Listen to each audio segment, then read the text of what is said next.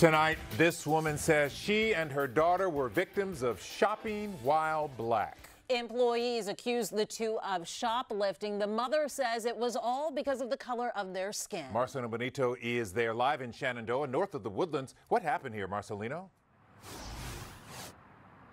Well, guys, this all happened in that store behind me. This woman claims she was just shopping when she heard someone shout that someone was having a heart attack and that they needed to call 911.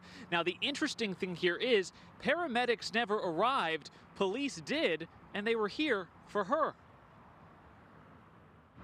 Only thing I could say was wow. For KHOU Moses, her shopping experience at Oshkosh, It's humiliating to me. was one she wants to forget. She was there with her 15-year-old daughter. I had a bag full of items and I had clothes on my arm, hanging on the hanger, so I had intentions of buying. But employees thought she was a shoplifter. They used the heart attack line as a code to get police to respond.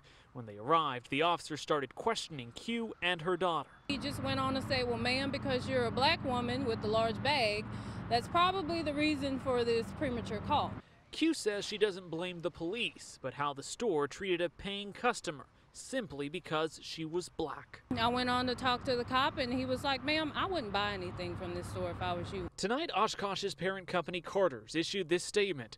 Carter strives to foster a welcoming and inclusive environment for our customers and employees. Yesterday, a customer made us aware of an alleged incident in our Shenandoah, Texas store that, if true, would be inconsistent with our values. We are currently investigating the alleged incident. Shenandoah police confirmed this was indeed a shoplifting call. But for KHOU, that company's statement isn't enough. I don't want comps because I'm never shopping there again, so I just want an apology. And I feel like that's simple enough.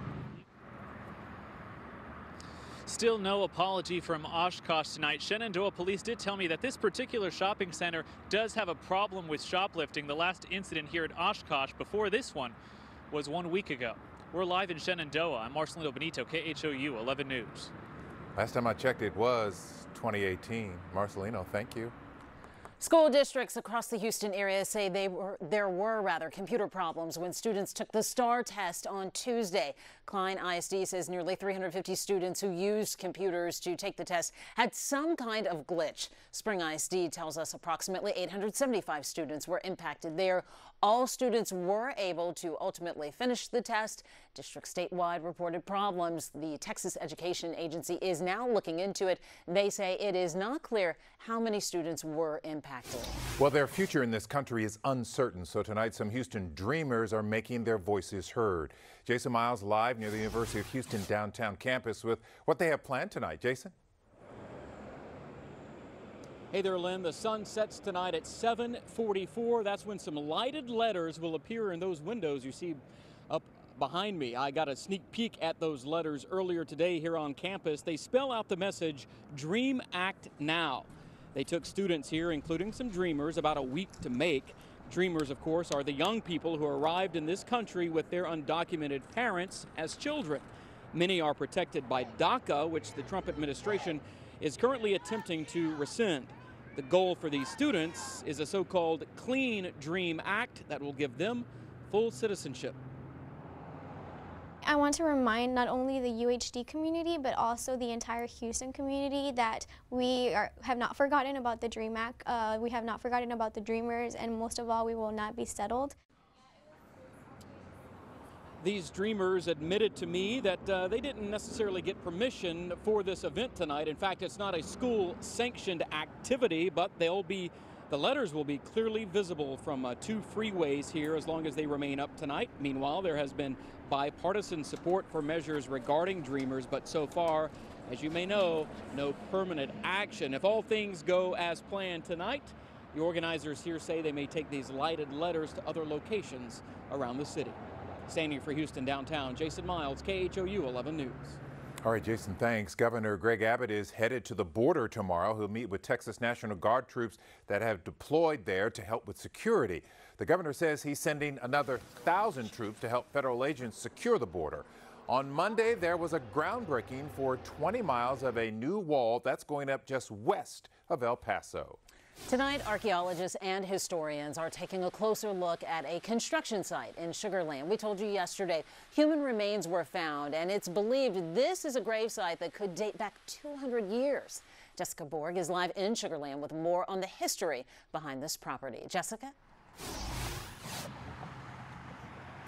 A lot of work is going into solving this mystery. Experts want to figure out who was buried here. Today, one local historian tells me he thinks he knows who it might be. Now, we're standing on the corner of Chatham Avenue and University Boulevard here in Sugar Land.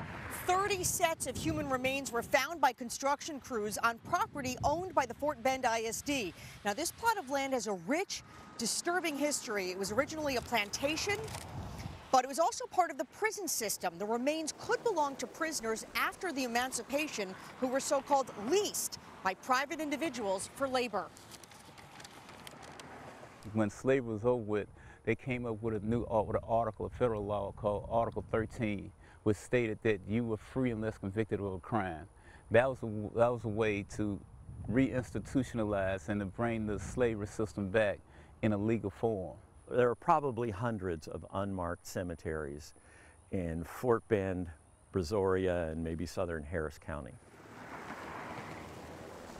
So the remains could belong to slaves or prisoners. One theory is that it is a family cemetery, a typical rural family graveyard from that time period. Testing is now being done to see exactly how long the remains have been buried here, and that'll, of course, give historians a better sense of who they might be. The delicate process of excavation could take some time. Meanwhile, the Fort Bend ISD says construction here at the site will continue, but surrounding these remains.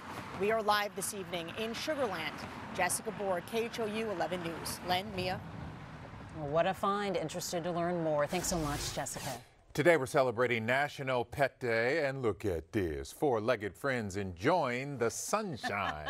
Beautiful, warm spring day, David. We'll have more pet photos coming up, by the way, too. I just had to get that dog with his head out the love sunroof. Is that safe? I mean, this is, it's perfectly safe. You kidding me? This is like normal stuff. This is just my favorite pet picture so far today. It's been a fun day. It's been that kind of day, drop the top day. Friday night, we've got this severe weather threat. So we're in a 2 out of 5 threat north of I-10, 1 threat south of I-10. I think straight line wind and hail will be the biggest severe weather threat. It's going to be a bumpy Friday night, and then things get cold. Here's what I'm tracking in our weather headlines. We got a beautiful, comfortable evening. Head outside, take your evening walk. Friday storms.